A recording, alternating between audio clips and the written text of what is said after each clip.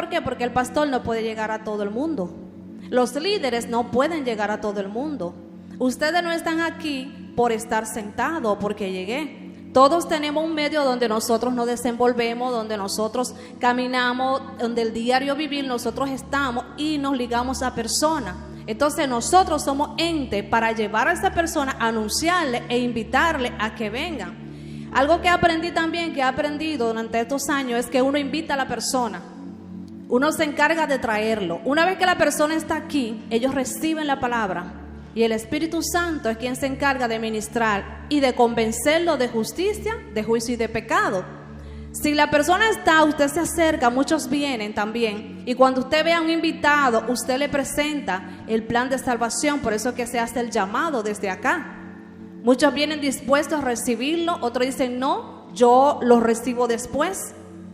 Pero uno no puede dejar de hablarle la palabra y decirle. Y a veces se sienten inseguros y con una palabra que nosotros le damos, ellos entonces entienden y aceptan, pero ya ellos están tocados, están siendo dirigidos por el Espíritu Santo, porque el Espíritu Santo es quien se encarga. Nuestro trabajo es traer a la persona aquí a la casa. Luego que la persona está en la casa, ya el trabajo es de Dios y del Espíritu Santo. Amén. Y hay un punto B, que es el punto de vista bíblico. Yo conozco personas que están congregándose en otros lugares y ellos no están de acuerdo con esta visión. Ellos dicen que eso de célula no es de Dios. Ellos están errados y están equivocados. Las células en las casas sí es de Dios. Y por esto lo vamos a tratar bíblicamente, con texto. Pueden abrir su Biblia para que ustedes vean que las células en la casa es de Dios. Amén. Bendito Dios. Dice que el deseo de Dios es que la iglesia crezca. Y Dios nos ha revelado su plan de acción evangelística en la Biblia, ilustrando el papel que desempeña una persona en relación a la conversión de sus oikos, parientes, amigos, compañeros, asociados, etcétera. Cuando una persona acepta a Jesucristo como su Salvador personal, los familiares y conocidos más cercanos de esta persona, de una forma u otra, experimentan un impacto de la experiencia cristiana. ¿Sabes qué también, mis hermanos? Yo puse un paréntesis, y es que, aparte de que la persona aquí es edificada, en las casas también son edificadas. El deseo de Dios es que nosotros crezcamos. Que nosotros crezcamos en número, pero también que nosotros crezcamos de manera espiritual. Algo que yo he visto cuando llevamos células, enseñanza bíblica a las casas, es que las personas crecen. ¿Por qué? Porque tienen la oportunidad de hacer preguntas. Aquí la persona no pueden interrumpir al pastor, porque el pastor está dando el sermón del domingo, el alimento a la casa, pero a lo que estamos acá, al amigo que llega, pero no es lo mismo que una persona reciba la palabra en una casa, que tenga la oportunidad de hacer las preguntas, y esa es una de las ventajas que tienen las células en la casa. Otra ventaja que tienen las células en la casa es que nosotros nos damos cuenta de manera directa de la necesidad del hermano. Hacemos una coinonía, estrechamos el amor, o sea, los brazos. ¿Por qué? Porque usted se da cuenta directamente y un hermano u otra comenta, mira, la hermana fulana está enferma.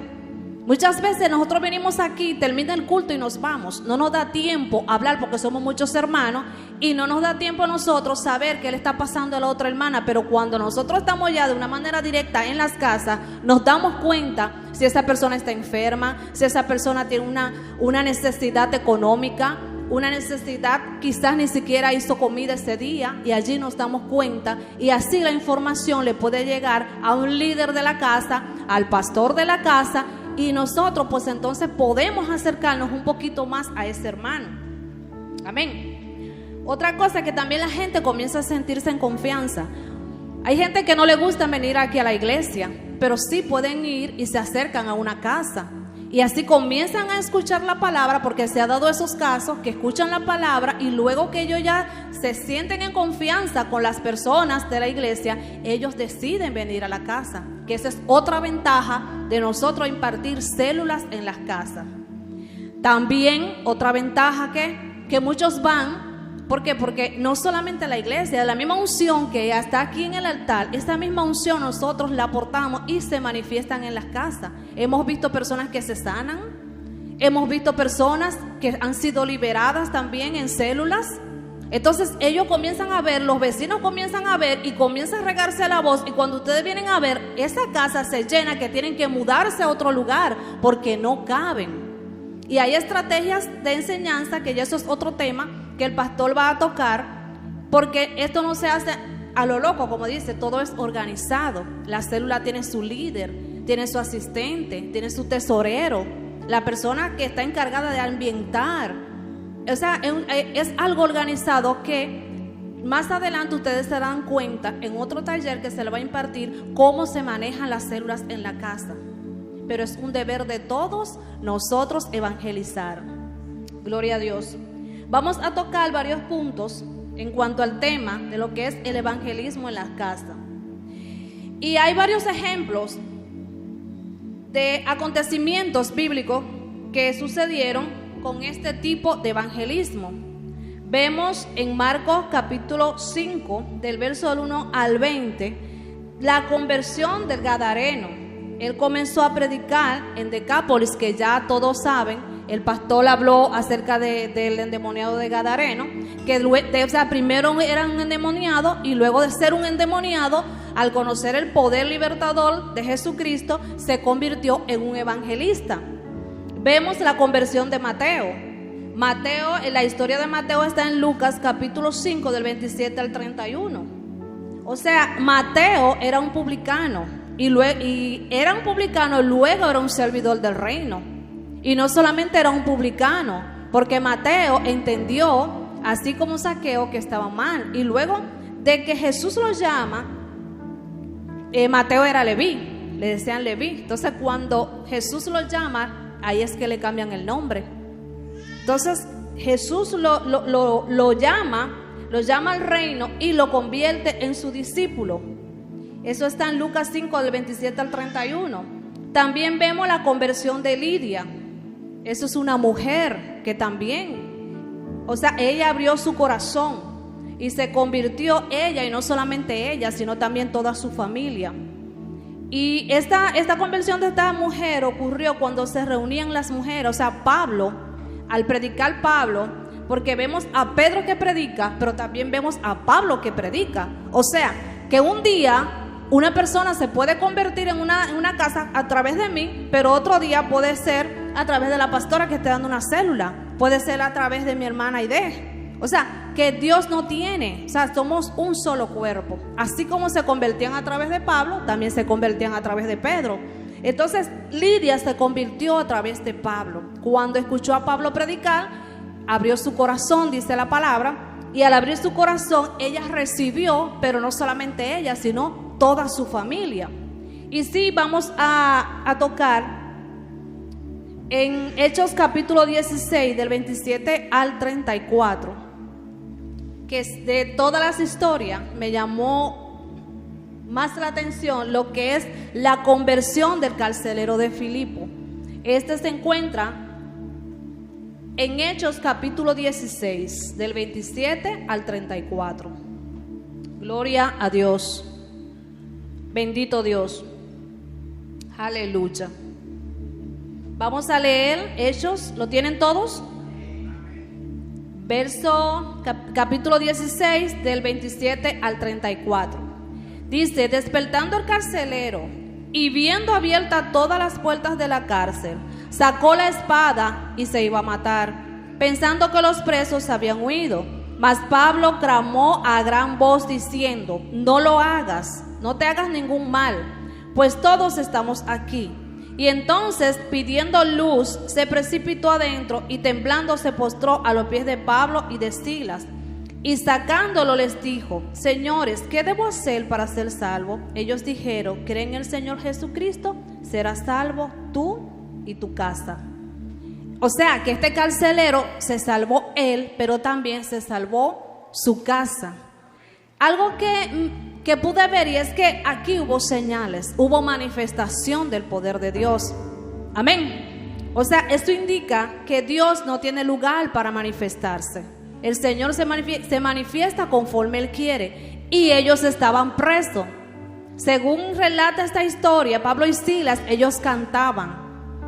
Y cuando ellos estaban cantando fue que se abrieron todas las puertas. O sea, se le cayeron los grilletes, todo se abrió. Eso fue algo tremendo. Y este hombre, al ver, lo que hizo fue que se llenó de miedo, porque imagínense ustedes que salgan todos esos presos.